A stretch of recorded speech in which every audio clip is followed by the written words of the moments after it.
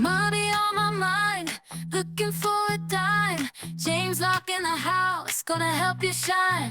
Welcome to the Poole Locke YouTube channel. I'm James Locke. Today we're going to answer some of the Ask James questions of the day. Our first question today from Ronald. He says, I understand trimming the fat, especially going into retirement, but how much should I be willing to cut back?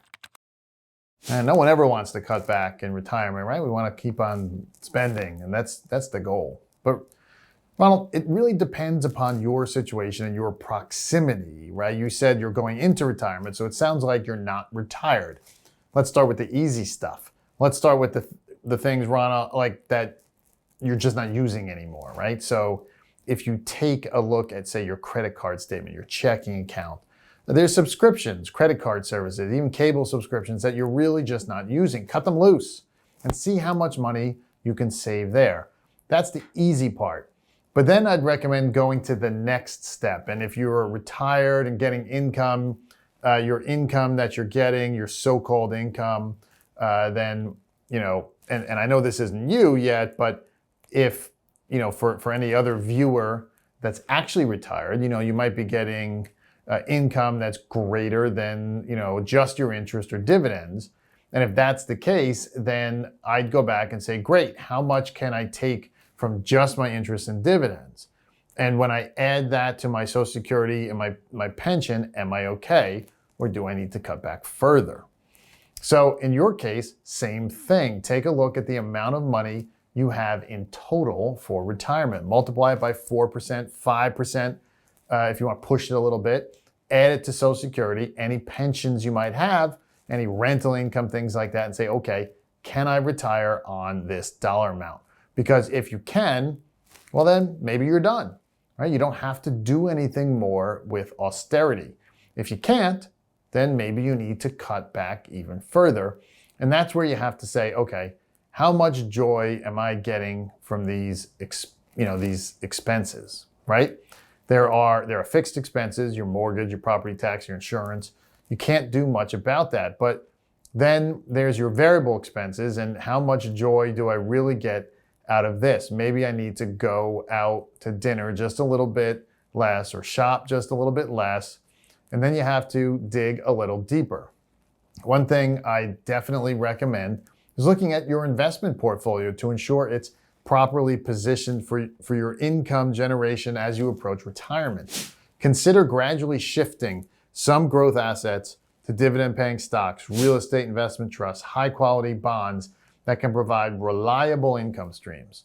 Now, this transition doesn't have to happen overnight, but having those income-producing investments in place before you actually retire can make your budget planning much more precise and give you confidence about exactly how much you'll need to cut back, if at all.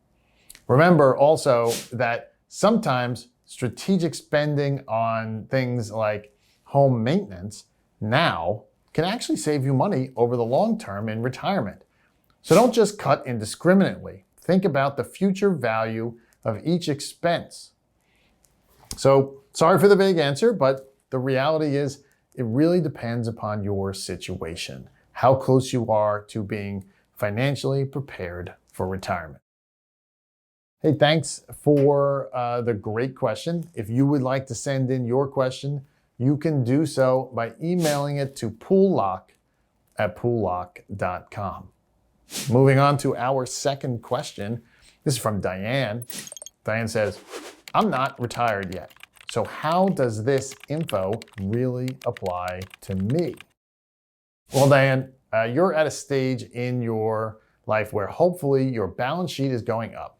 Your net worth is going up. Hopefully your income statement is positive at the end of the day. So the money going out for expenses is less than the amount of money you're bringing in. Hopefully that's the case you're building for the future. And so what's happening is you, again, take all of your income that comes in from work, subtract from it all your expenses, and hopefully there's something left over. Whatever's left over, that goes on your balance sheet and it builds. So even if you just sit there and your checking and savings account, right, is going up, it still increases your net worth. It stays on your balance sheet. So if you utilize kind of these austerity measures, and it's interesting because we always talk about austerity measures. So you think about, okay, cutting expenses and everything else, but why do you cut those expenses? Well, you cut the expenses so you have a bigger bottom line on your income statement, so that more money can go to grow the balance sheet, right? Not just for retirement, but what if you get laid off, right? If you get laid off, but you've got more money sitting in savings, you can endure a layoff, financially speaking, right? So austerity doesn't just mean cutting expenses, but it also means doing prudent things with the extra that's left over. That's actually the perfect time to start thinking about investing for income, even though retirement might seem distant. As you build that balance sheet, consider allocating a portion of your savings to income-producing investments that can start working for you now. Dividend-paying stocks with histories of steady increases, quality corporate bonds, even some carefully selected REITs, real estate investment trusts, can begin generating passive income streams that compound over time. The beauty of starting this income-focused approach early is that you can reinvest those dividends and interest payments, potentially accelerating your path to financial independence. Remember that each dollar you save now has more time to grow, and each income-producing investment you make today could be paying you significantly more by the time you do retire. This is especially powerful if you can gradually increase the percentage of your portfolio dedicated to these income investments as you get closer to retirement age. So number one lesson at your stage, not being retired yet, and I don't know how far away you are, is that income statement needs to be positive, right? You spent less than what you make, right? That's what you're looking for. Again, we wish we can get our politicians to do that, right?